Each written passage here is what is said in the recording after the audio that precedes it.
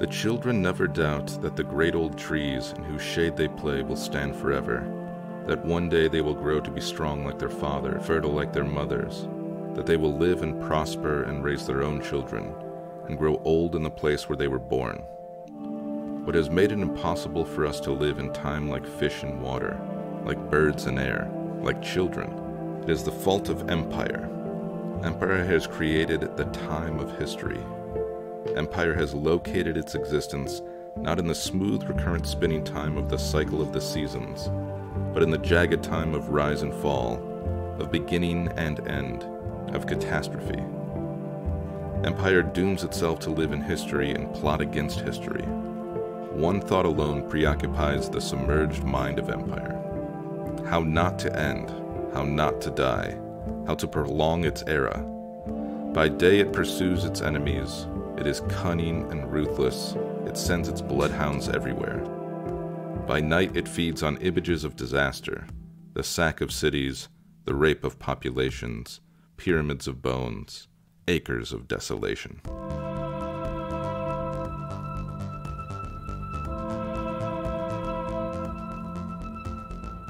Welcome to another episode of Books of Some Substance. I am your host, David Southard. And I'm your co-host, Nathan Sharp, and today we're talking about Waiting for the Barbarians by J.M. Coetzee. This novel was first published in 1980 in South Africa, and it's a first-person narrative dealing with the crisis of conscience of an aging magistrate in a remote imperial outpost. When word comes of an imminent barbarian invasion, the preparations for the supposed invasion turn this magistrate's previously prosaic world upside down. Yeah. How's that? Does that sum it up? That was a decent little summary. Yeah. I mean, I could really tell you were reading something. I thought I would just lean into it. It's like I'm reading. I'm not going to memorize this right now, so I'm just going to read it. Yeah. We had to write that summary because I don't know if you've done this, but book summaries are hard to just off the cuff summarize a book in 10 seconds. Also, I don't know why we feel like it's necessary to keep doing them when we always assume that whoever's watching this or listening to this has read the book. Because they might have. It's really easy to forget a book. Yeah, that's true. It actually is really easy to forget a book if you read a lot. Okay. Or live a life. David, I want to know, you recommended this book. What brought it to mind? What inspired you? Why did you want to give it a read? Well, like you and what we just talked about, having hazy memories of books, I read this book once a long time ago in a college course, and I remember thoroughly enjoying the book and the style, and vaguely remembering the ideas of the book being in some way related to our topic this season of control. So I thought, usually we try to pick books that we haven't read at all. Occasionally we pick things that we are going to be rereading, so I thought having one book in this series that I've read a long time ago, it'd be nice to do a reread. And Coetzee is just a name that appears on my shelves that I always want to pick up now and again, and so I wanted an excuse to read it. That's pretty much it. Oh, did you have this book already? Yeah, I think I've had this copy since I was in school. Oh, wow. Yeah. Yeah. Did your memory of it line up with the book that you read the second time? No, not really, actually. I think when I read it the first time, I was much more focused on the underlying sort of existential issues of the magistrate and less the issues of empire control, power, colonialism, fill in the blank, that just seemed almost overwhelming at times. Mm-hmm. Because I would say that this, for us, has been maybe the most overtly message-heavy book we've read in a while. Yeah. It certainly feels that way. Yeah, I was thinking about that. Like, it's, I was trying to read it like we tend to read books, not as an allegory, not as a sort of social commentary, but as a work of art. And I found the book immensely readable, like a real page turner. Yeah, the style is incredible. He has his ability to condense things down to be very terse, direct, and poetic all at the same time is really quite something. Yeah.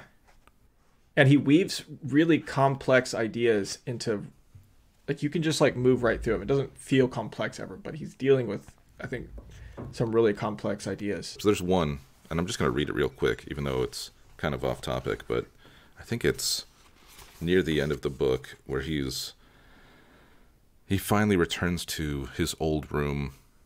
The Empire has abandoned this outpost, and he's lying down on this bed, and he's sort of having these fantasies. And he's just talking about imagining the barbarians finally coming in and sort of wiping the town away. And prior to that, just imagining that people can't really fully accept that. He says, no one can accept that an imperial army has been annihilated by men with bows and arrows and rusty old guns who live in tents and never wash and cannot read or write. And who am I to jeer at life-giving illusions? Is there any better way to pass these last days than in dreaming of a savior with a sword who will scatter the enemy hosts and forgive us the errors that have been committed by others in our name and grant us a second chance to build our earthly paradise? I lie on the bare mattress and concentrate on bringing into life the image of myself as a swimmer, swimming with even, untiring strokes through the medium of time, a medium more inert than water, without ripples, pervasive, colorless, odorless, dry as paper. I don't know. It's just passages that stuck out to me in terms of how he's able to do what he does in such a short book. It's only like 180, 190 pages. Mm-hmm. And it's, very, very simple yet poetic language, I think. Mm-hmm. Sorry, I derailed you. Well, where should we start? I mean, I think that there's some very salacious topics in this book that would be fun to talk about. We've got torture. We've sexual deviance, shall we call it that? He's got sexual peculiarities. I found it peculiar. It's peculiar. Rubbing of lotion until one falls asleep. Yeah, it's unusual. Yeah. And then we've got war and violence in a distant outpost. Where can we start? Let's start with the magistrate. Because it's a first-person narrative, so you spend the whole time in this book with this inside the sort of mind and observations of this one character. And I thought it was interesting for a book that feels very heavy-handed a little bit. Like it's a little bit... You know what he's trying to communicate. You know the moral or the ethic of the story. And the character that he chooses, that he creates to be the vehicle for this message is a very imperfect character, and he does that in a very kind of he makes it very obvious. I mean, it's not like, and not necessarily in a sympathetic way. Like he's just kind of he's an older. Why don't we back up a little bit? Okay. What is the message of the book? You said it's very obvious. You said it kind of tells you right up front. What is that message? Well, I mean, I guess there's a few of them. It's kind of embodied in that quote that you read at the beginning. I think it's like the downsides of empire, and what empire, the sort of extension of state control, state violence, what that does to people. And I think, being the outpost, it's like, well, this is where the non-empire people and the empire people meet, the people who haven't yet bought into the idea of empire. Who are like, maybe we don't want to be part of this empire. Well, you have to then take some sort of action to bring them into the empire. But I think through the character of the magistrate, he's showing, well, this is happening inside of our heads too.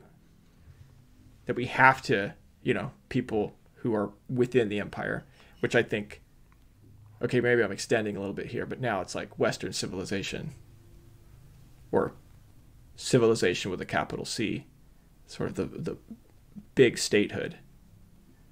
We participate in this giant machinery, and we have to sort of accept certain paradoxes being in this position. So I guess that's kind of it. Does that make sense? I said it was simple and obvious. I think that you're didn't right. sound simple and obvious, the explanation I just gave. So yeah, this man is living this comfortable life that to him is what he wanted. Just this very simple life. He talks about how he would like to be remembered, maybe 3 lines in a newspaper or something. So this is early on. I did not mean to get embroiled in this. I am a country magistrate, a responsible official in the service of the empire, serving out my days on this lazy frontier, waiting to retire. I collect the tithes and taxes, administer the communal lands, see that the garrison is provided for, supervise the junior officers who are the only officers we have here, keep an eye on trade, preside over the law court twice a week. For the rest, I watch the sun rise and set, eat and sleep, and am content. When I pass away, I hope to merit 3 lines of small print in the Imperial Gazette. I have not asked for more than a quiet life in quiet. What he wants is, I think, essentially what most people want, and what I think, we can get into like whether we think human nature is fundamentally good or fundamentally bad, but I think, in my opinion, human nature fundamentally wants this. They just want to be left alone. They want to be at peace. And to have that peace, sometimes they will accept evil, sometimes they will resist evil, but fundamentally that's what they want, and I think that's who this magistrate is in this world. And so the Empire has provided this for him, and so he just kind of goes along until, as you said in your opening summary, his life is sort of turned upside down by the arrival of people from the Third Bureau, which it's like this police force, and they are promoting this idea that the barbarians are rising up and getting ready to attack the empire, right? This is 1984. We've always been at war with the East Asia sort of mentality. We need to other. And I think that's a part of what empires do and what cultures do and groups do. They're tribal, right? They need to project something onto the other in order to protect themselves and protect what they have. And empire in particularly does that. They don't really care about their own people, their own servants. They just want to expand and continue to exist and flourish. And so one way to do that is to assert power over the world around them, to other these people, these barbarians who we never really get to know or experience at all. You kind of meet them once when the magistrate heads out to return the girl to her people. Other than that, they seem to be just hunter-gatherers, I guess. I don't know how you would describe them.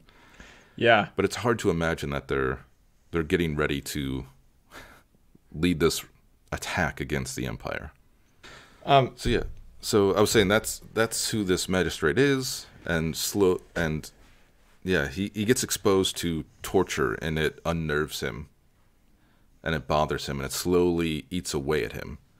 This inhuman act. Yes. And that, I think that is really, like, he tries to accept it in the beginning. He tries to let things go, but this crisis of conscience, it won't let him move beyond it, right? There's a few quotes where he talks about, he tries to rationalize it, and he says, like, the jackal rips out the hare's bowels, but the world rolls on. And he's trying to sleep through it. He's trying to make his peace with it. Even after he goes out into the wilderness, or leaves, I think, for a while. I can't remember exactly what happens. And he takes in the girl. I mean, that's another whole weird relationship that we need to get into. But there's this point where he goes out to hunt a buck, something he used to do all the time, and he can't kill it. And he says, never before have I had the feeling of not living my own life on my own terms. which is something he had grown so comfortable doing, right? And he's filled with night terrors, eventually imprisoned, and he becomes the one just man of the community and everything. But there's the sort of... I also rambled. Yeah. No, that was well said, and you made a lot of good points. And I think you did a good job kind of summarizing what leads to this crisis of conscience. And I think, so for me, I guess, where you had kind of picked up was the magistrate. Yeah, he's just kind of wants to live in peace, but he also wants to fornicate. He wants to kind of like be lazy with the records. He's not doing a good job. By his own account, he's like kind of let things just kind of run down. So he's not like somebody who's a stalwart for, righteousness. And he doesn't even see himself that way. He wants to be left alone. I think he enjoys the freedom of being in this rural outpost. I think he seems to judge himself as like, well, maybe I could have done a better job, but whatever. And I think that, but at the same time, sometimes it's hard to relate to this character, which I think that's an interesting choice to me that Coetzee makes in building this character, is he's not immediately relatable. So you'd think, okay, well, I'm going to tell this story about evil. Right? Colonel Joel seems to come in and represent evil. Like, he's a villain.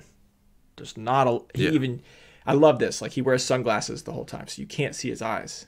And there's this repeated image of like eyes and being able to see and having blind spots. It's like every character at some point in the book seems to have some sort of description in this regard. Yeah. The idea being that, like, seeing evil you think would be an easy thing, right? Seeing the world for what it is. And I think that's what the magistrate is experiencing. He's finally seen the empire's other face, which is in Colonel Joel, and what's the other Mandel, the officer, sadistic little Mandel, the officer, who he tries to see into his eyes but can't understand his motivations at all.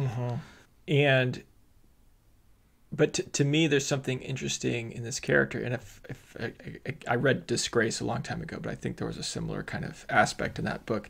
This sort of like, I called it sexual deviance. I don't know what you want to call it, but he takes in this barbarian girl who was tortured by Joel, and she becomes sort of his mistress.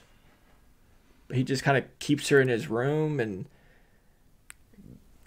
washes her and rubs oil on her body and clips her toenails, but can't decide whether he has sexual feelings for her, but kind of gets a sort of sexual pleasure out of rubbing her body with oil.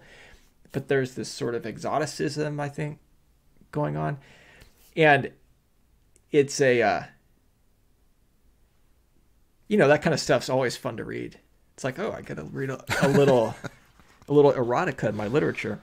Let me ask you about the writing of his writing of sex and these scenes. I never find any of the writing in almost any books to be particularly good. It always seems silly to me in some way. What's that, like, writing sex scenes? Yeah, it's very hard to come across good ones. Or maybe I just don't read enough of them, and maybe we'll find out when we get to Henry Miller later. But we should put 50 Shades of Grey on our list. Story. That would be a fun conversation, I'm sure. No, I don't think so. I'm pretty sure it's got terrible writing. Anyway. So the question is, have I read a good sex scene in a book? Or specifically about this book. Let's stay on task. So, well, I like, or does the underlying strangeness and very disproportionate power dynamics between the magistrate and the girl really disrupt any sort of erotic, because it's not erotic, really. I mean, some parts are written that way because it's from the magistrate's point of view, but I think as a reader, you always see him as being in control because he is. Yeah. And I don't think he doesn't seem to be fully aware of that. He sort of hints that he kind of realizes there's something wrong with the relationship, which I think eventually is what causes him to take her back to her people when he has this recognition that he's similar to Joel, even though he fights against it. Do you know what I'm talking about? Did he talk about that early in the book? Because I know there's a great line. It's late in the book. Yeah, where he's like, late in the book, I think. I realize I'm not his polar opposite.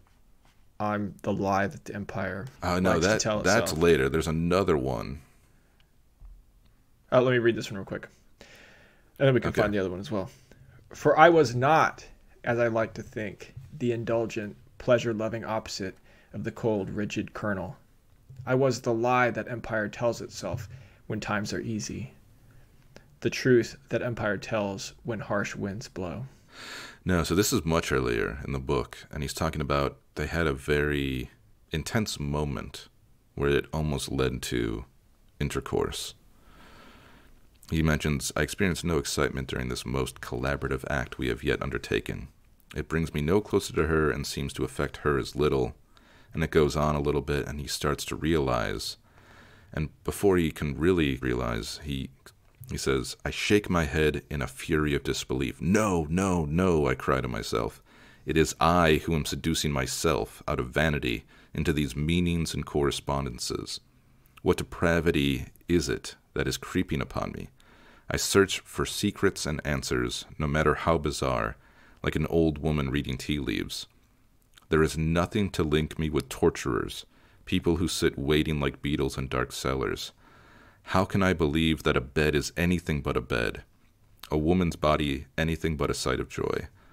I must assert my distance from Colonel Joel. I will not suffer for his crimes. And then the very next break in the paragraph, he says, I begin to visit the girl at the inn regularly. So he has this sort of creeping recognition that his relationship to the girl is somewhat similar to Joel's.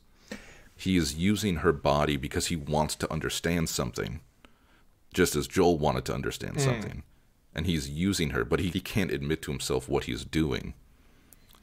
Not fully, anyway. But what is he doing? What is he trying to... So there's a curiosity to the magistrate, I think. Like, you see it in his excavations of those slips of wood, trying to piece together this dead language from a civilization or culture that no longer seems to be in existence. He reads occasionally the classics. I think he refers to it a few times. There's a bit of a curiosity to him in knowing the world, I would say. Mm-hmm. So even though he wants this quiet life, there's still something in him that wants to understand it. And so taking the girl in, I mean, I guess we should add it was also partially an act of charity because she was a beggar having been left behind when the barbarians left. And so that, I think he tells himself that, at least at first, that this is an act of charity to kind of provide, a roof over her head. Yeah, and it starts almost before he starts sexualizing it and taking it in weird directions. It has this very Christ-like scene where he washes her feet. He starts washing her feet, these damaged, broken feet, but then it quickly goes into his own perversions, and those perversions run throughout the book. Like he's very much a sexual person who feels the need to do something with that sex, even though he refers to it as an alien being sometimes, his own body. But yeah, as to what he's doing, I think he's just trying to understand. I mean, I got the girl. Yeah, I kind of got the impression he was trying to understand. Like, he never seems to say that. But also, he's trying to understand what happened to her. Well, he's trying to understand what happened to her. Yeah, he is trying to understand what happened to her. Like she's blind, or she has cataracts are formed in front of her eyes or something, so she can see out of the sides, but she can't see directly in front of her. That was somehow part of the torture, and her ankles had been broken, I think, in the torture. So he is trying to get her to tell him what was done to her. And so here's an idea. He's trying to, by bringing her close to him, he's trying to understand what is this empire that I belong to. And she won't tell him. She kind of stays at a distance and then he does that through these sort of like semi-sexual encounters, but he also is like, seems to be like, I should be wanting to have sexual relations with this girl, but I kind of don't. It's like, I don't think he really understands. But he eventually does too. He does. Yeah. I don't think that it's clear to him what his motivations are, but it seems because this is kind of interesting. You talked about the passage where he's kind of trying to sleep through the torture. He's like, I wish I just didn't even know what was going on there. I can ignore this. And so the process of the book is him kind of sort of reluctantly, maybe partially through his natural curiosity. Maybe there's something innately, good in this guy. Maybe he is the one good man in the town, but he can't keep his eyes averted. And I guess in his dreams, this is kind of the process that he goes through, these recurrent dreams. He's trying to bring himself to see. He's trying to see what is in front of me. Who is this? And then at the end of his last dream, I think, or one of his last dreams, he says, this is what it is to see. And maybe that's really what the girl is to him, is like trying to use her as a mirror to see the torture indirectly. And then eventually, torture is enacted upon him. And then he really sees what's going on. But you agree that his use of the girl is, in some smaller way, a reflection of that imperial impulse to use in some way? Yes, and I think you mentioned that he like doesn't really understand or doesn't recognize the immense power imbalances between him and the girl, and he wants to believe that it's just a bed. It's just sex. It's just pleasure. Yeah. There's nothing else. And that's the world that he wants to believe exists. And I think because for him it did exist that way, right? He talks about how he used to like use the women from the kitchen. They would come up to visit him every once in a while. And I think maybe having Joel arrive, having the power made explicit, undermines his once placid moving through this outpost, right? Yeah, and I wanted to ask you about that, the specific role of torture in this story. Because there's a lot of torture in it. One of the main characters is a torturer, and there's half of the book he's being tortured, which could seem gratuitous. But it seems like this is, you just said it, but this is what we've been kind of talking about, is that the torture then it becomes the undeniable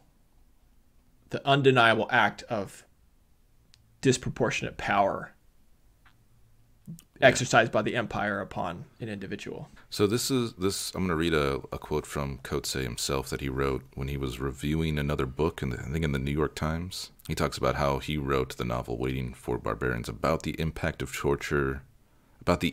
the torture chamber on the life of a man of conscience. And he says, torture has exerted dark fascination on many South African writers. Why should this be so? There are, it seems to me, two reasons. The first is that relations in the torture room provide a metaphor, bare and extreme, for relations between authoritarianism and its victims. In the torture room, unlimited force is exerted upon the physical being of an individual in a twilight of legal illegality, with the purpose, if not of destroying him, then at least of destroying the kernel of resistance within him. I think that's definitely true in terms of the intent of torture, and that's kind of plays a part, especially when the magistrate is tortured himself by the guy's name that I keep forgetting. Mandel. Good Lord. Mandel, yes. Mandel is trying to break him from resisting at all. And he succeeds in moments. Then, of course, the magistrate comes back with his question, trying to figure out why he's doing this. How can he live with himself? what sort of cleansing ritual does he go through after he's done torturing someone? All of these things. But I think torture also serves another example, especially early on, when sort of breaking down the magistrate's ability to go along. You see Joel torturing people that, at least according to the magistrate, and it seems to be true, are not barbarians, right? These people maybe come from this fishing village, or they're other nomads that do trade with the outpost, and they clearly have nothing to offer Joel in terms of the truth that he seeks, if he's seeking truth at all. And it seems to be something about how the Empire needs an enemy. Yeah, I don't know. What do you think? What do you think the role it plays? Well, I guess in the narrative, it seems like, and he kind of talks about torture this way, and when the magistrate gets tortured, it's like, when am I going to trial? But of course, there will be no trial. And he's like, well, what do I have to even like tell you? There's nothing to tell. And he realizes, like, well, that's not even the point. They don't even care. This is it in his case, and Joel kind of makes this point as well. It's like, I think Joel expresses it in the ultimate breaking point is when you learn the truth, and that's all he wants. And that truth might not even be useful, or it might, but you don't know until you've taken that person all the way to the point, and all the way to the brink of destruction, or beyond the brink of destruction. So in terms of the narrative, I think it's just like, it seems incredibly unlikely that he would learn anything from these fishing folk, but that doesn't even matter, because there's no ethical component to this. Near the end, the magistrate talks about how the Empire, in their torturing, they were interested only in demonstrating to me what it meant to live in a body as a body which can entertain notions of justice only as long as it is whole and well, which very soon forgets them when its head is gripped and a pipe is pushed down its gullet and pints of salt water are poured into it till it coughs and retches and flails and voids itself. They did not come to force the story out of me of what I had said to the barbarians and what the barbarians had said to me. So I had no chance to throw the high-sounding words I had ready in their faces. They came to my cell to show me the meaning of humanity, and in the space of an hour, they showed me a great deal. Yeah. Yeah, that was the passage I was thinking of. Very dark. Yeah. You triggered that memory, and I just found it, so... Yeah. And I don't know if this one was related, but I had highlighted this one as well. Kind of, he's talking about a similar thing. But now I begin to comprehend how rudimentary freedom is. What freedom has been left to me? The freedom to eat or go hungry, to keep my silence or gabble to myself, or beat on the door or scream. If I was the object of an injustice, a mightier injustice, when they locked me in here, I am now no more than a pile of blood, bone, and meat that is unhappy. It seems, as in Coetzee's intention, when he talks about why, or what this book is about, it really is about the sort of realities of torture and what it makes of a human, right? Not as a being, but as a body itself, just a body. Yeah, it's quite dark. And do you think it is very dark? And that's an aspect of it too. And I guess the aspect of the torture itself. And I think when I read this, torture was more or less allegorical, kind of a means to an end, and a metaphor for extreme state violence. But yeah, I mean, it's interesting the point that you make. That's, I guess I don't think about torture that much. Call me privileged. I don't spend a lot of time thinking about torture. But that specifically, I guess, outside of the ramifications of the state or the meeting of the barbarians or whatever, but that torture itself is something to be considered. What does torture do to a person? It breaks most people in some way. to the point where they will, I think this has been known, especially if you've spent any time, learning about history post 9/11 in America, and some of the things that we've done is that torture seems to force people to reveal things, anything, regardless of its actual truth, which is why I think the idea of Joel searching for truth through pain, I think he calls pain as truth or something, is his line, right? To be kind of absurd, unless the truth is the truth of the Empire, the truth of what humans are willing to do to one another. The truth of humanity. I mean, isn't that what you just read? Yeah. In the course of an hour, he showed me what humanity is. Yeah. Another aspect of the torture, I mean, it's like it's an interesting dynamic. It's like a disease almost in this outpost. Like, things were fine. There was no war with the barbarians. The people seemed to be, there was no trouble. It was a quiet town. So you think, like, well, people are good or what have you. They're not going to succumb to this evil. Colonel Joel comes in, stirs everything up, gets everybody afraid that barbarians are going to come, demonstrates with the use of, with the stamp of approval of the state that torture is an okay thing to do, has a public spectacle torturing some of these barbarians that he's pulled back, and invites... where children participate. Invites the crowd, invites children, invites little girls to come participate in the torture. And Coetzee writes, spectacles of cruelty corrupt the hearts of the innocent. So this idea that now this cruelty, this torture has infected everybody. It's changed the reality. And then it goes on from there, and everybody's afraid of the barbarians. Suddenly the barbarians are doing all these heinous crimes in the town, but nobody can seem to find them. And everybody starts to run and scatter. So maybe that's kind of what you're saying, is like the torture was ostensibly to reveal some truth to protect the empire. But the torture destroyed the town, destroyed the people, and destroyed the outpost, and possibly incited violence from the barbarians. And the violence from the barbarians, for the most part, is just luring the people into the desert that they don't know or don't understand, and letting them starve to death. Well, there was that. Mostly. I was referring to after the campaign has ended, and then people start to report, like, oh, this girl was raped, and it was a barbarian. They saw the barbarian. And so it's like all these rumors start to spread that somebody saw a barbarian here or there, but they never apprehend anybody. So, I think you could reasonably believe that it's not the barbarians, that the people of the town themselves have become corrupted, or are just living in fear of the boogeyman. I think that's at least in terms of the style and how it's presented, I think that's exactly what you're supposed to get from it, right? Yeah.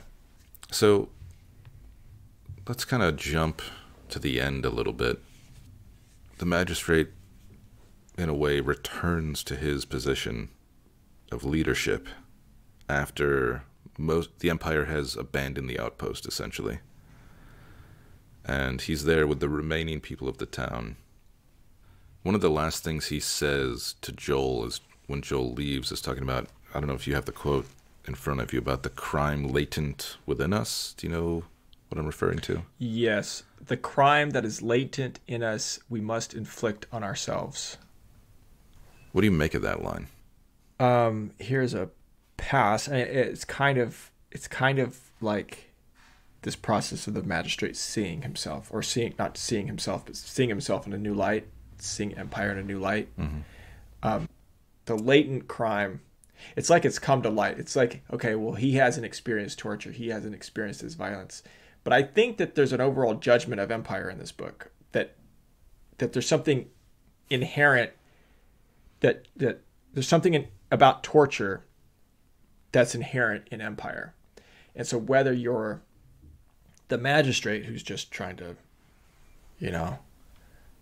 sleep with the prostitutes and die quietly, even if you're, just looking for hedonistic pleasure, you have that latent crime of the empire, and it will. What is it? We must inflict on ourselves. I don't know. I don't know exactly. Yeah, it's an interesting line. I think there's I think there's a way of seeing it maybe in that way of that we deserve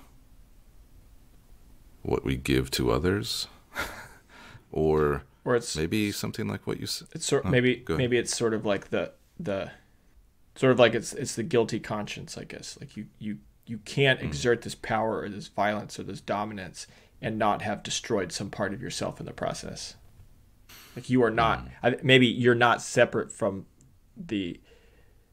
those who you've oppressed. In order to oppress them, you have had to oppress some element of yourself as well. I think maybe that is what he's claiming here, though. That as the oppressor, the empire is the oppressor of the barbarians, the aboriginals. Let's say that oppression is the crime, that the same crime has been committed to yourself in order to permit yourself. Yeah, I have another quote that I think is related. All creatures come into the world bringing with them the memory of justice, but we live in a world of laws. So you have to kill that sense of justice. You have to overwrite that sense of justice. So in order to commit an injustice against somebody else, you overwrite their sense of justice in your committing of that injustice. But you have to also do the same to yourself, or you wouldn't permit yourself to do that. And he has a brief memory of abandoning justice for the law. And maybe that quote comes from the same area where he punishes a young soldier who wanted to go visit his mother or something. Do you remember what I'm talking about? Yeah, vaguely. It's just a quick little memory he has, and he goes into this thing about how we. Let me see if I can find it. I think that is that same area, the same section. So he's like, he's punishing someone who wanted to go visit his mother, and he says, "We cannot just do as we wish. We are all subject to the law, which is greater than any of us. The magistrate who sent you here, I myself, you, we are all subject to the law. You feel that it is unjust, I know, that you should be punished for having the feelings of a good son. You think you know what is just and what is not. I understand. We all think we know. But we live in a world of laws, a world of the second best. There is nothing we can do about that. We are fallen creatures. All we can do is to uphold the laws, all of us, without allowing the memory of justice to fade." And there I just read the parts that he's quoting to this soldier that he's punishing. And he reflects that it was something that he did, even though he didn't want to do it. And he wanted to resign from his post, but he felt that if he were to resign, someone even more unjust might take his position. And so I think there is this sense, and maybe we can go into it, this sense of duty to call out or resist injustice. It seems to be like, if we're kind of circling back to what we think that might be a moral message of this book, because the book is quite heavy-handed in its opinions and moral messaging, right? So it seems to be a part of it, right? That old chestnut about evil and whatnot, No. What is this? So it's a line that apparently has been given to Edmund Burke, but apparently there's no evidence that he actually said or wrote this. But it's a common quote you see, I feel like, in social media posts about the only thing necessary for the triumph of evil is for good men to do nothing. You know this? It's like I feel like it's a famous thing that people throw out a lot, right? And I think there's something in that. The magistrate, he's not an entirely good man, but he's not an evil man necessarily. Yeah. And I think, he even says he doesn't want his acts of resistance to be considered heroic, but I think there is something heroic to it. But I think, as opposed to say that the Bohemian Rhapsody book about the kid in the Nazis. Closely watched trains. Like that, yeah. Which sort of, in some regards, is similar to this book, because the kid is kind of caught up in his own very personal sexual pursuits and accidentally destroys a garrison of Nazis or something like that. Although I guess he never really tries to do the right thing. He accidentally absurdly becomes heroic. The point that you made was all that it takes for evil to triumph is for good men to do nothing. Evil does triumph. I mean, I think that's the kind of disheartening thing, is like the magistrate ultimately does attempt to resist evil, but evil does triumph. They do commit the torture. They do burn the fields. He effectively accomplishes nothing except his own misery. I guess. But at the same time, he survives. The empire retreats, and he's left to maintain the town in whatever state it might be. He sort of guides people into growing certain things at certain times, helping keep a watch. There's something... That's why I kind of wanted to get to the ending, because I'm not sure exactly what to make of it, because I don't think it's that direct as evil triumphs. I think evil triumphs in moments, good triumphs in moments. Like I said at the beginning, I don't necessarily believe humanity is one thing or the other. Mm-hmm. Do you? Do you have a view that what, like is people are fundamentally good or fundamentally corruptible? We're all fallen. Do you have any sort of overarching view of humanity? Wow. In relation to morality? Yes, I suppose. I mean, I think I generally agree with what you said. People want to live comfortably without pain most of the time. I think that's part of it. I think people also want some sense of meaning, and that sense of meaning can come from evil, from doing something that most of your neighbors would maybe consider evil. Especially if you can justify it by talking about barbarians that never arrive. Yeah. And I mean, I guess, my overarching view is that probably we can't quite step outside of our humanity to really understand what's going on with ourselves, that like other organisms and systems, all of these things play a part. And that ultimately we're a species that basically just wants to survive, just like every other species and organism. And, it's conceivable that the greatest atrocities in human history are somehow part of that. And that maybe when we talk about morality, we really have to talk about it within a context. When we talk about human rights, we have to talk about it within a context that we've basically constructed and believe is good. Sorry, getting heavy here at the end.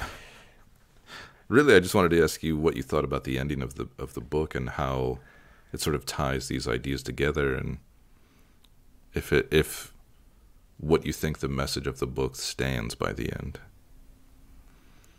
It seems to me that it's a book with a villain and no hero. So it's clear that empire is evil. It's not clear that there's an alternative, because the magistrate is complicit. It maybe the moral of it is open your eyes, like see it, see your complicity. And that's kind of it. You don't get to win. You just get to suffer. You no longer get to enjoy the pleasures that you enjoyed before. But that's the moral thing to do, is to just see it, because he does it. He also doesn't sort of, Coetzee doesn't romanticize the barbarians. I guess the fisher folk seem all right. The fisher folk seem, I would join the fisher folk. That seemed okay. Just fish, live off the land, simple life. The barbarians, they were not painted in an overly rosy light. So it's not like, oh, well, there's an alternative to empire, go join the barbarians. There's kind of not. You're kind of just, the magistrate's just stuck. He just has to persist.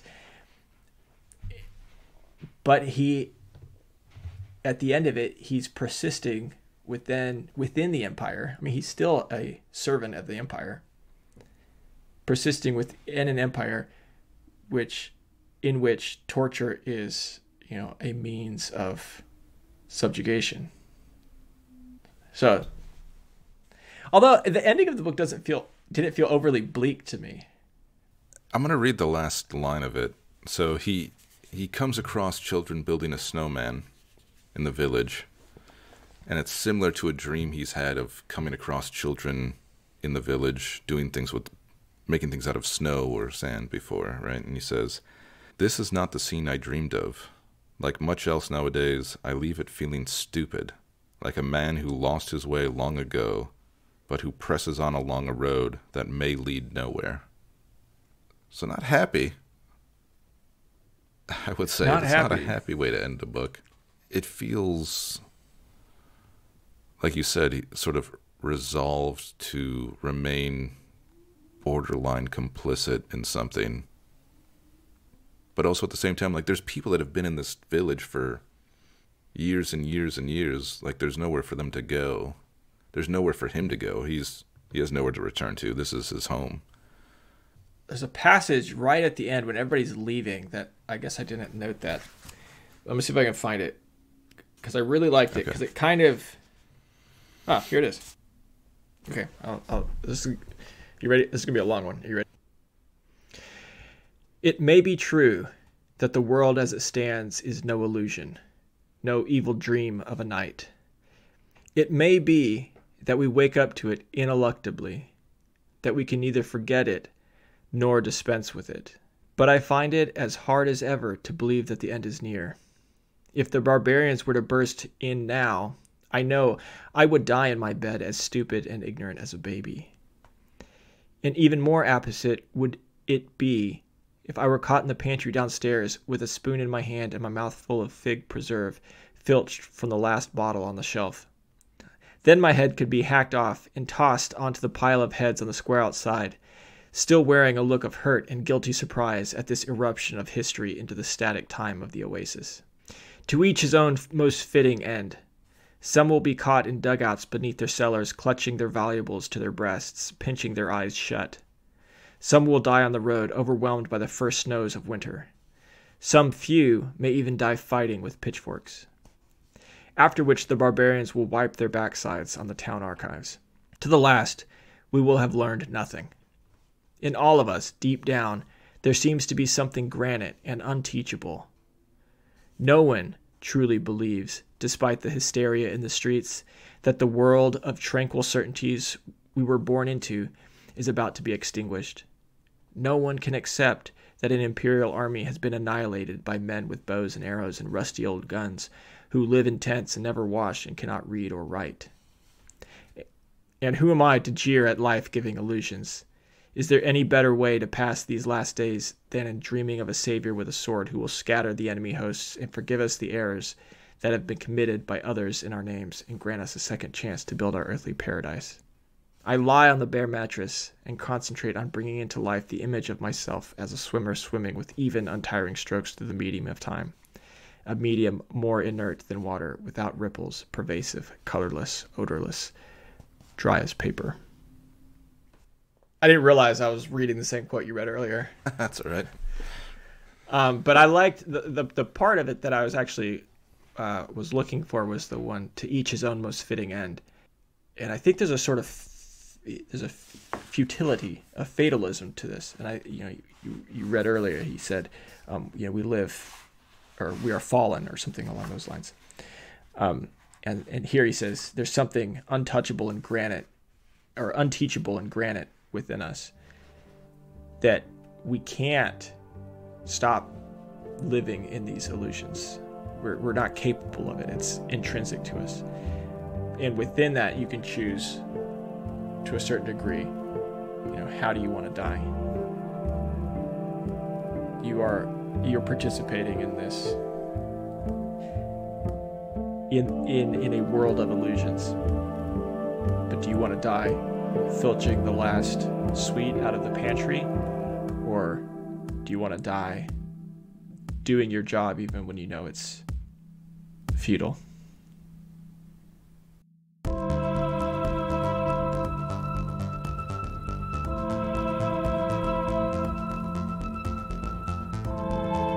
Thanks for listening to this conversation about waiting for the barbarians. Please remember to hit those like and subscribe buttons, and maybe even write us a review. This is the best way that other people can find the podcast. Next up, we're going to be reading an Austrian novel called Melina by the brilliant Ingeborg Bachmann. This book has been described as a portrait in language of female consciousness, truer than anything written since Sappho's Fragment 31. If that sounds interesting to you, we hope you'll pick up the book and read along with us. If you haven't picked up the book yet, please consider supporting the podcast by using the affiliate links on our website, booksofsomesubstance.com. Until next time, happy reading.